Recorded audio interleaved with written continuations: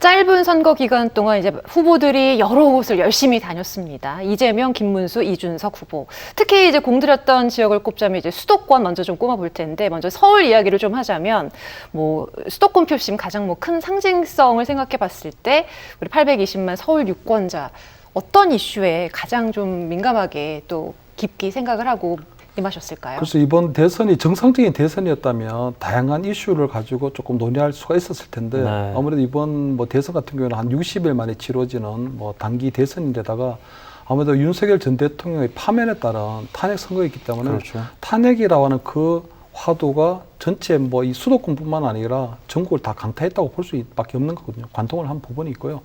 저는 어쨌든 김문수 후보 입장에서 볼 때는 굉장히 조금 억울한 부분도 있지만 이번이 탄핵 심판이었다면 김문수 후보는 그 탄핵 심판에 대해서 어떻게 이제 이 선거에 임할 건가 하는 것에 대한 어떤 대선 전략을 좀 잘 세웠어야 되는 부분이 있거든요. 근데 결국 김문수 후보 자체가 어떤 계엄이나 탄핵에 대해서 좀 자유롭지 못했고, 두 번째 윤석열 전 대통령의 관계도 정립을 하지를 못했거든요. 그러다 보니까 아무래도 유권자들 입장에서 볼 때 이것이 탄핵 심판인데, 그럼 탄핵에 대해서 국민의힘이나 또는 김문수 후보가 좀 분명한 입장을 좀 취해주고 난 이후에 아마 김문수 후보가 국민들에게 보여야 될 어떤 비전이라든가 또는 새로운 어떤 방향들을 좀 제시했어야 되는데 결국 탄핵이라는 그 부분을 넘어서지 못했거든요. 거기다가 아마 저는 또 3명의 대통령들이, 전직 대통령들이 마찬가지로 저는 김문수 후보를 굉장히 좀 힘들게 한 부분이, 결국은 얼마 전에 보면 박근혜 전 대통령도 보면 그동안 계속 정치적 칩거 상태에 있다가 아마 본인이 공개적인 행보에 또 나섰거든요. 예. 그래서 대구의 서문시장도 방문하고 또 부산의 범어사도 가시고, 저는 아마 그런 모습들을 볼 때 아마 그 영남권에 있는 보수 유권자들은 보수 결집 차원에서 환호했을지 모르지만 아마 저는 수도권의 어떤 중도 어떤 표심에 상당히 영향을 미쳤다고 보이거든요. 이번에 어쨌든 대통령이 탄핵으로 치러지는 대선인데 탄핵당한 대통령이 국민의힘의 후보를 도와주러 놓으면은 거기에 과연 수도권의 중도 표심에 어떤 영향을 미쳤을까? 네. 거기다가 아마 이명박 전 대통령도 보면 아마 우리 청계천도 거닐고 여러 가지 보수 결집을 호소했는데 이명박 전 대통령도 정치적 사면을 받은 입장이기 때문에 사실은 중도 표심에는 그렇게 좋은 영향을 못 미쳤거든요. 그런 두 분의 대통령에다가 아마 윤석열 전 대통령도 보면 아마 굉장히 국민의힘이 반전을 만들 그럴 때마다 등장을 하셨거든요. 예를 들어 김혜경 여사가 이재명 후보의 부인 김혜경 여사가 네. 항소심에서 우리 150만 원 벌금액을 받았을 때 그때 아마 부정선거 영화 관람하러 또 공개 행보를 하셨거든요. 예. 그러다 보니까 또 참으로 끼얹었고 이슈가 상쇄되는 그렇습니다. 효과를. 그러고 난 다음에 또 이번에도 보면 우리 커피 원가 120원 내게 나왔을 예. 때 그때도 보면은 또 우리 광장에 있는 정광훈 목사 집회에 네. 또 김문수 후보를 지지한다는 그런 메시지를 내고, 또 오늘 같은 경우에도 보면 김건희 여사와 함께 공개적인 또 우리 투표장에 또 가시고 이랬거든요.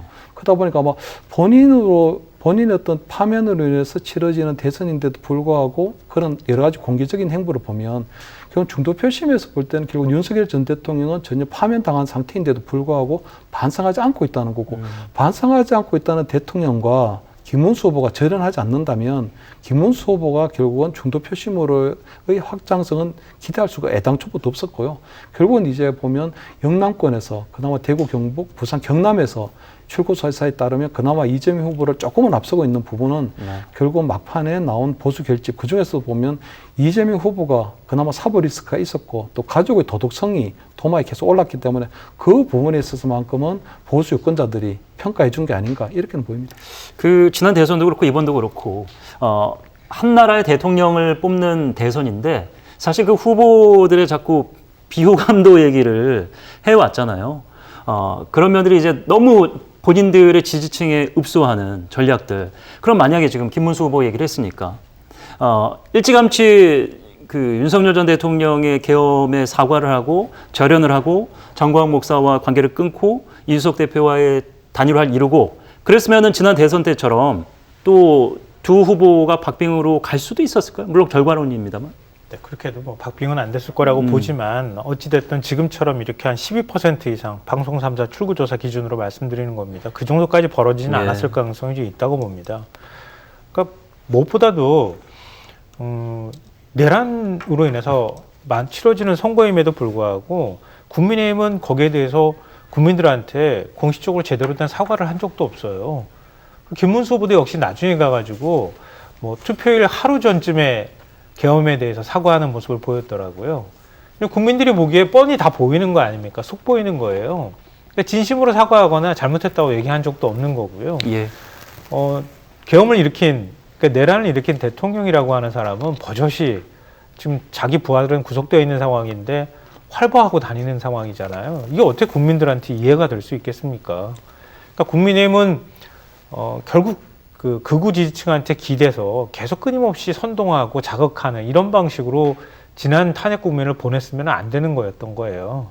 애초부터 상식적인 국민들은 그렇게 해서는 안 된다고 얘기를 했던 거고요. 근데 거기서부터 절연을 못 했던 거고요.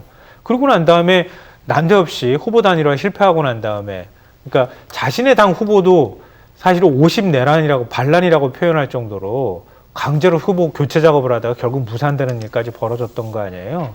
그러니까 그런 것들이 국민의 머릿속에 아주 또렷이 기억되고 있는 상황에서 대선 투표를 한 거다. 그러니까 그래서 제가 뭐 백약이 무효였던 선거였다 이렇게 표현을 한 거고요. 그러니까 그게 가능할 것 같으면은 사실 지난 박근혜 전 대통령 탄핵 국면처럼 국민의힘은 행동했어야 되는 거예요. 그러니까 그때는 보수가 물론 이제 후보들이 여러 갈래로 당이 쪼개지는 바람에 나눠져서 출마를 하긴 했지만 그때 교훈이 분열되면 안 된다고 하는 것 때문에 이번에 극렬하게 저항하면서 단일 대우를 유지하려고 했던 거라면 한 가지 놓친 게 뭐냐면요. 당시에는 비대위원장을 임명진 목사로 모셔와서 그러고 난 다음에 친박 청산을 외쳤어요. 그리고 보수 개혁을 얘기를 했단 말이에요. 만약에 이번에 국민의힘이 다시 그때처럼 좀 비슷한 양상으로 결집은 하되 우리가 개혁해 나가겠습니다라고 국민들한테 다시 얘기하고 윤석열 전 대통령을 확실하게 절원하는 작업들을 했더라면 그러면 조금 더 전망적 투표로 갈 여지가 저는 있었다고 봅니다. 네. 그래도 이기긴 어려웠지만 지금처럼 이렇게 크게 격차가 벌어지는 그런 대선은 되지 않았을 수 있겠다고 생각합니다. 이재명 후보가 일단 51, 52 정도 이제 출구조사에 예측이 됐는데 사실 그 이전에 진영 논리로 여론조사를 했을 때도 6대 4를 그냥 예상했었잖아요. 그 얘기는 그 지지층을 온전히 흡수했다고 보기는 어렵고 중도로 확장도 이제 내일이나 모레 이제 그런 분석이 나오겠습니다만은 이재명 후보에 대한 그 여러 가지 리스크 때문에 비호감도는 사라지지 않은 상태에서 사법 리스크는 일단 멈춰 있는 상황에서 중도 확장은 조금 묘연하다 이렇게 볼 수도 있는데 예상입니다. 어떻게 생각하세요? 아닙니다. 저는 이번에 국민의힘 같은 경우에는 지금 민주당에서는 이제 이번 탄핵 대선이기 때문에 탄핵 심판 들고 나잖아요. 예. 근데 국민의힘도 결국 보면 이재명 심판이었거든요. 예. 근데 이재명 후보가 가지고 있는 사법 리스크라든가 아니면 가족들의 어떤 도덕성 문제를 들고 나왔는데 엄밀하게 따져보면 그게 이재명 심판이죠. 하지만 이재명 후보가 안고 있었던 사법 리스크는 지난 총선에서 벌써 실패했거든요. 근데 기억하실지 모르겠는데 한동훈 대표가 그때 2조 심판으로 들고 났거든요. 예. 2조 심판이 그때 이재명 조국 심판이었는데 그게 실패했습니다. 그리고 이재명 후보의 사법 리스크는 지금이 아니고 그때가 최고조였거든요. 왜냐하면 그때 대장동, 백현동 그리고 국회에서 두 번의 체포동의안이 청구가 돼서 그때 한 번이 이제 통과가 되고 그랬었죠. 이제 우리 아마 구속영장 때 뭐 심사까지 하게 됐는데 예. 아마 그때 아마 그거를 총선에서 보면 그것이 무너졌기 때문에 어떻게 보면 이재명 후보의 사법 리스크는 어떻게 보면 뭐 어떤 정치적 기소다 하는 이런 그 부분을 떠나서 그동안 너무 많이 국민들에게 해자가 되고 했기 때문에 식상한 이슈라고. 어느 정도 저는 그 정치적인 면역이 되고 약간은 이제 좀 무뎌진 국민들에게 조금 무뎌진 그런 이슈였거든요. 그런데도 불구하고 이번 대선에서마저 계속적으로 이재명 후보에 대한 사법 리스크 들고 나왔고 또 아들의 어떤 음란 댓글 벌금형 부분은 지난 대선 때 벌써 얘기가 나왔는 부분이기 때문에 그것도 약간 식상한 이슈가 될 수도 있었거든요. 오히려 그 역풍은 그것을 재인용 발언한 이제 이준석 후보가 안게 돼버렸고 그렇게 되면 저는 아마 이번에 아마 이재명 후보에 대한 사법 리스크가 이제 뭐 지난 총선에서 이번 대선에서도 마저도 이제는 좀 희석이 됐기 때문에 저는 만약에 이번 출구조사처럼 아마 이재명 후보가 당선이 된다면 더 이상 이 이재명 후보에 대한 사법 리스크는 이제 아마 뭐 이제 국정을 운영하는 데 있어서 걸림돌이 돼서는 안 된다. 그럼 본인이 주장했던 대로 이제 중도 보수는 민주당이다. 이 프레임대로 중도 보수의 민심까지 대통령 이후에 안 할 수 있을 거라고? 뭐 저는 50% 일단 넘어가게 되면 일단 안정적인 국정 운영은 좀 가능할 수 있을 걸로 보이고요. 저는 사법 리스크에 대한 부분도 차라리 그냥 국민의힘에서 먼저 아마 적극적으로 해제를 하는 그런 방법도 생각해 볼 수 있는 부분이 있고요.